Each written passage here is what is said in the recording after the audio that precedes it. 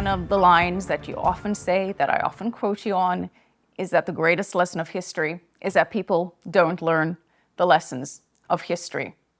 So as we are here, Jim, with, again, broadening our discussion into geopolitics here, where we are in the world right now, as we discussed, Russia, Ukraine, Middle East tensions escalating, elections around the world, China's economy looking a little shaky.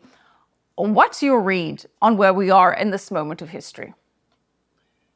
Well, unfortunately, if you go back to previous periods of history, we have small wars now, and historically, small wars somehow or another wind up turning into big wars. It's not good. We would think that people would learn the lessons of history, but they never do. And so when I say, if you go back to before World War One, this is the sort of thing that started happening in small wars. And the next, as recently as, say, 1912, the German and British royal families vacationed together, partied together, et cetera, et cetera. And a couple of years later, they were slaughtering each other in the trenches. So these things can change and do change. And I don't like the signs that I see. I would like to think that we're smart enough to stay away from war, but Michelle, mankind has never been smart enough to avoid wars. Do you think Shooting wars. A kinetic war? Do you think that we're on the precipice of an even bigger escalation in terms of global conflict? I see the signs are moving in that direction. I have no idea what's going to happen.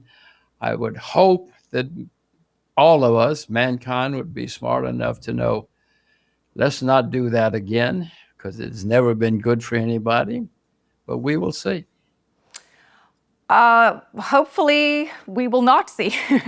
Hopefully this won't transpire. But given that you are a great student of history and have insight on many things, including China, very bullish on China, we'll get your position on China's economy, but you certainly are very familiar with China. I want to get your thoughts on what we've been hearing from President Xi. He has said that reunification with Taiwan is inevitable. And the analysts are speculating that if he was going to make this move into Taiwan, that from his perspective, this is an ideal time. With what is perceived as a weak and chaotic Biden administration, those conflicts around the world that we just discussed, Russia, Ukraine, Middle East tensions, escalating not only with Israel and Hamas, but as we mentioned, other Iranian-backed proxies, a lot of distraction around the world. And then, of course, we have elections. And the US is more divided than ever before. These elections set up to be the most contentious than ever before. And analysts are speculating that if there was going to be any military action into Taiwan from China, this is the window, and potentially around October, November, at the height of election tension and distraction. Do you have any thoughts on this? Well, I can look at a globe and I know that Taiwan's going to be part of China again someday. I don't know when the someday is, unfortunately, but if I were China, and I'm not, they certainly don't listen to me, I would just wait. Because, Michelle, look at your globe. There's no way that Taiwan cannot be part of China someday. And it will be. Will it be by war? I hope not. China seems to be smart enough to just wait because they know it's going to be theirs again someday. And I hope they will just wait. The U.S. keeps antagonizing. Nancy Pelosi went to Taiwan. American politicians keep going to Taiwan. That's poking the Chinese in the face. I wish they wouldn't. But so far, China just seems to be patient, and I hope that will continue. I don't know the people in Beijing, so I have no idea what they're going to do. All right. You have no insight there, but you do feel that China will... Well, I have insights, but who knows if they're right? I don't have any inside information. Right. I don't speak to the people in the Chinese government. But you don't see that timing happening this year, according to your personal insight? My personal insights, no, I do not see it happening now. But again, I I don't speak Chinese. I don't read Chinese. So there's a lot that I probably don't know. But I know your daughters speak Mandarin because that was a big part of the reason why you moved to Singapore. Um, but let's talk about China's economy then, because you have been a long-time bull on China. We're seeing the property market there take several hits. Just this week, we have Hong Kong ordering the liquidation of China Evergrande. China's facing many challenges: the real estate crisis, deflation, export decline, high youth unemployment, lowered birth rates. Even official GDP is down, and many argue that that is manipulated data to begin with. What's your outlook on China's economy? Well, my view has been, I think you know, for 30 or 40 years, that China was on the rise again. I mean, now everybody knows it. Now I'm not the only one.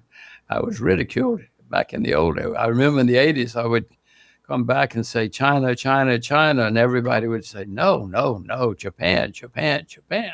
You may remember, you're not old enough to remember those days, but China has certainly risen dramatically. Now it's the second largest or maybe largest economy in the world, depending on who's measuring, and it's going to continue.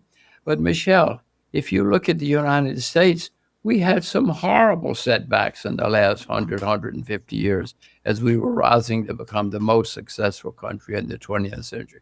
My goodness, we had bankruptcies, bear markets, recession, depressions. We had all kinds of problems. That's the way the world works. That's history. That's normal to have setbacks. So China is having and will continue to have, and maybe they'll have some horrible setbacks. We, the U.S., certainly did. It's normal. So still confident that China will become the number one economy, the dominant superpower? Well, I don't see anybody else out there that's rising like China has been rising and has continued to rise. I mean, what it's about not India? going to be. Well, I mean, the Indians talk a good game, but so far it's been mainly talk. Mr. Modi is very popular everywhere he goes, but it's mainly talk so far. I mean, there's many very, very smart Indians. You know, it's a wonderful place. If you can only visit one country in your life, I would urge you to go to India. It's an astonishing country. But is it going to be?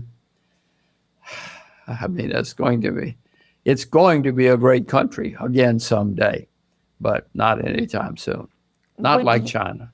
Do you then still believe in people being exposed to China's equity markets, to potential investment opportunities in China?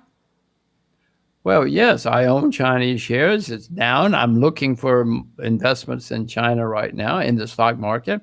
I haven't bought anything recently, but since it's down and there's pessimism, I am looking. But I don't have anything yet.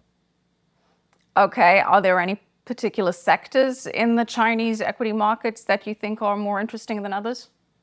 Well, I try to find things that are down the most. And so, I mean, things like tourism, travel, entertainment, those are the things that have been hurt badly by the whatever you want to call it that's happening in China. So I'm looking for the things that are down, but I have not bought anything recently.